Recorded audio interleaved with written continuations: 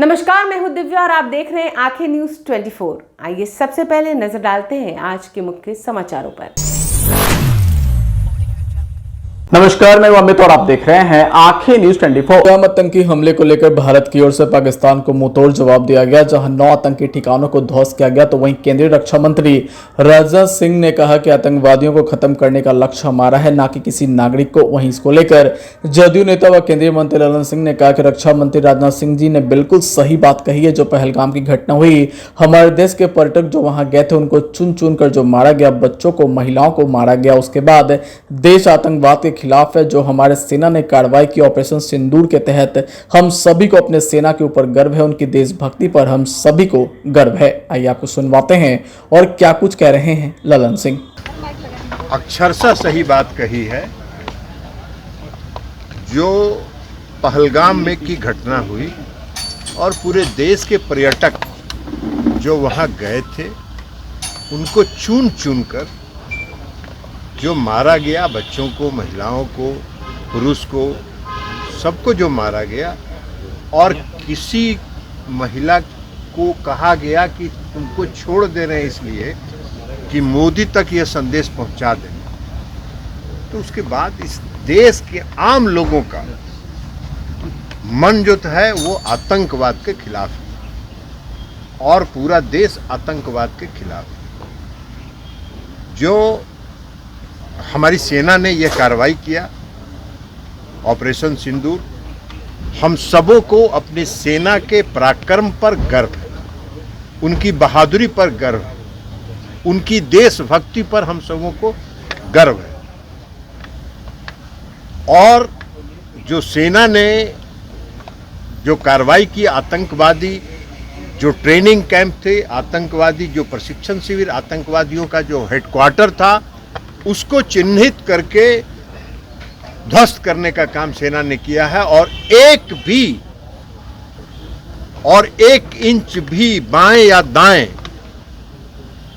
एक भी नागरिक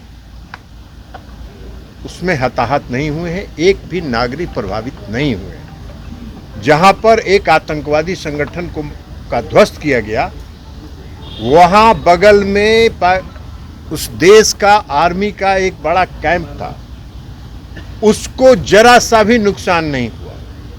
तो हमारी सेना ने यह अपने पराक्रम से यह साबित किया है कि हम सिर्फ आतंकवाद के खिलाफ हैं और हम आतंकवाद को पूरे देश में पनपने नहीं देंगे, उसको जड़ मूल से समाप्त करेंगे। ऑल पार्टी मीटिंग भी की गई है। ऑल पार्टी मीटिंग होती है, होती रहे। सर, जिस तरीके से ऑल पार्टी मीटिंग हुई है और सभी पार्टियों ने सेना की इस कार्रवाई का समर्थन किया है। पूरे देशवासी ने इस कार्रवाई का समर्थन किया है और पूरे देशवासी को और हम सब। नमस्कार, मैं अमित और आप देख रहे हैं आंखें न्यूज 24। मुख्यमंत्री नीतीश कुमार अचानक जदयू दफ्तर पहुंचे। बता दें कि लगभग 10 मिनट तक जदयू दफ्तर में रहे और प्रदेश अध्यक्ष के साथ केंद्रीय मंत्री ललन सिंह से उन्होंने मुलाकात भी की और कई बिंदुओं पर चर्चा भी हुई, जिसको लेकर जदयू के मुख्य प्रवक्ता नीरज कुमार ने पत्रकारों से कहा कि मुख्यमंत्री नीतीश कुमार का ही पार्टी है और उनका घर है। जब उनका मन करता है पार्टी कार्यालय आते हैं, साइट विजिट करते हैं और बैठक भी करते हैं। वहीं आगे उन्होंने कहा कि विपक्ष वाले घबराए नहीं, 25 से 30 फिर से नीतीश फिक्स है। आइए आपको सुनवाते हैं और क्या कुछ कह रहे हैं नीरज कुमार। माननीय मुख्यमंत्री जी का पार्टी है जनता दल यू, तो 2025 से 30 फिर से फिक्स है। तो कार्यकर्ताओं का जोश बढ़ता है, जो ऑफिस के कर्मियों का जोश बढ़ता है और स्वाभाविक से आदरणीय मुख्यमंत्री जी को देखते हैं लोग तो ऊर्जान्वित होते हैं। कुछ लोग परेशान हो जाता है कि 1 मिनट न बैठते हैं न बैठने देते हैं किसी को, तो विपक्ष परेशान हो जाता है कि भाई तो ऐसे मुख्यमंत्री कभी विभाग की बैठक करने लगते हैं, कभी जेडीयू कार्यालय आते हैं, कभी साइट का निरीक्षण करने जाते हैं, तो विपक्ष की आत्मा तड़प पड़ती है। नमस्कार, मैं अमित और आप देख रहे हैं आंखें न्यूज 24। भारतीय सेना के द्वारा किए गए ऑपरेशन सिंदूर को लेकर बिहार सरकार में मंत्री शीला मंडल ने कहा कि हम लोगों को भारतीय जवानों पर गर्व हो रहा है। आज उन्होंने देश का सर ऊंचा किया है, ऐसे में हम उन लोगों को आभार व्यक्त करते हैं। वहीं सर्वदलीय बैठक को लेकर उन्होंने कहा कि देश के हित के लिए जो भी निर्णय हो सभी लोगों को मिलजुल कर निर्णय होना चाहिए, इसलिए ये बैठक बुलाई गई है।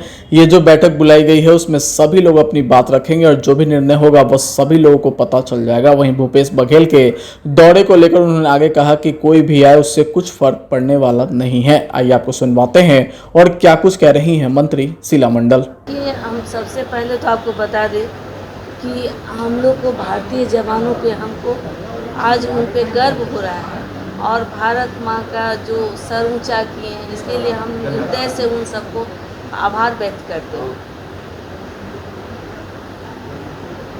सर्वदलीय बैठक भी बुलाई गई है, सभी पार्टियों के साथ मिल रही है।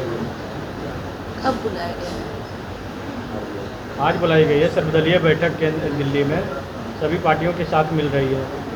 तो हम लोग सब पार्टी किस पार्टी का बैठक हो रहा है? ये सर्वदलीय बैठक बुलाई है कि देश के हित के लिए जो भी निर्णय हो सबका मिलजुल करके निर्णय होना चाहिए, क्योंकि देश सबका है। तो ये जो बैठक बुलाई गई है इसमें सब लोग अपनी अपनी बात रखेंगे और जो निष्कर्ष निकलेगा वो आप लोग को पता चल ही जाएगा।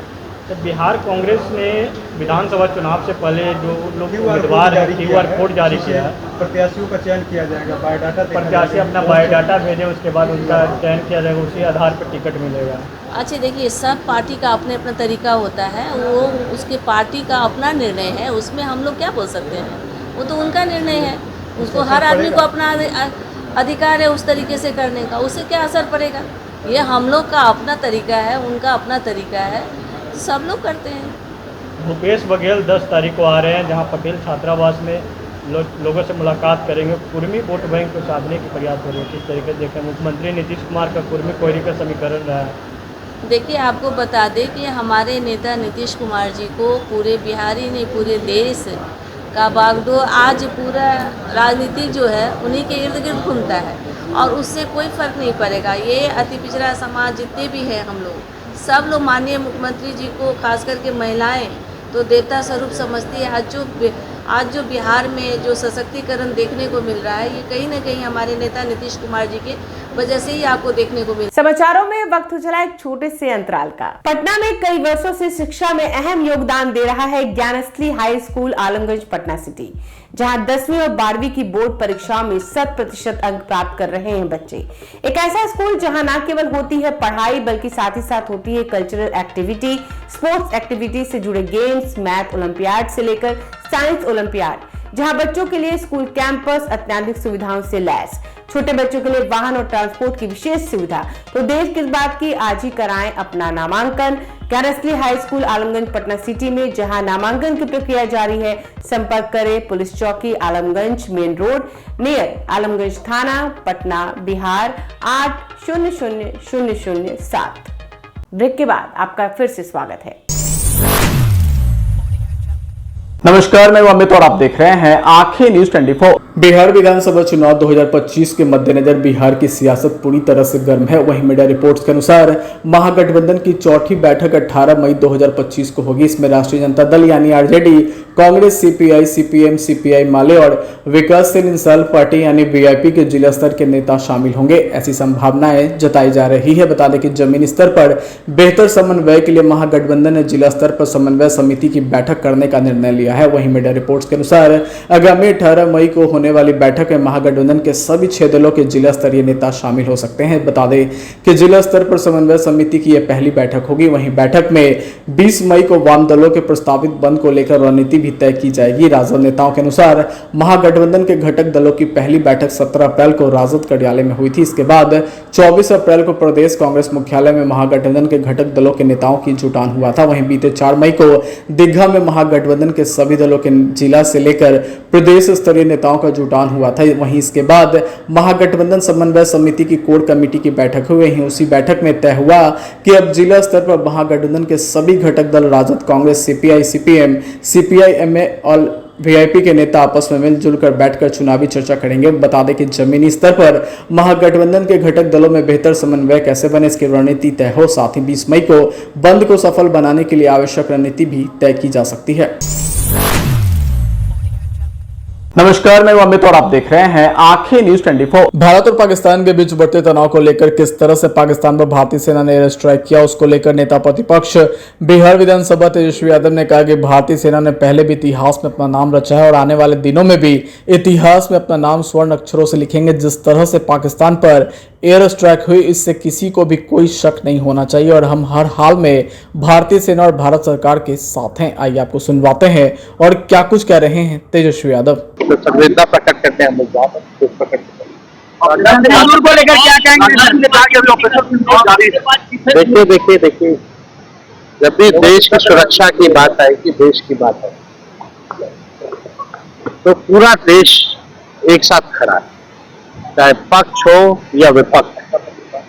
हम सब लोग एक हैं, देश है तभी हम सब। और सबसे बड़ी बात कि भारत की जो सेना है उसके बदौलत ही हम लोग सुरक्षित है, हमारा सीमा सुरक्षित है।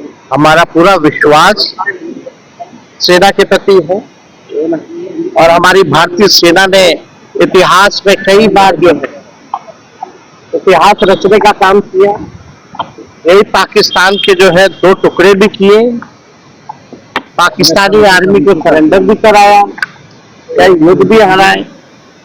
तो हम सब लोगों ने पहले भी सरकार के प्रति या सरकार जब भी बैठक में बुलाती है तो हम लोगों का पूरा साथ रहता है और भारतीय सेना पर हम सब लोगों को गर्व है और इसमें कहीं किसी को विपट नहीं होना चाहिए।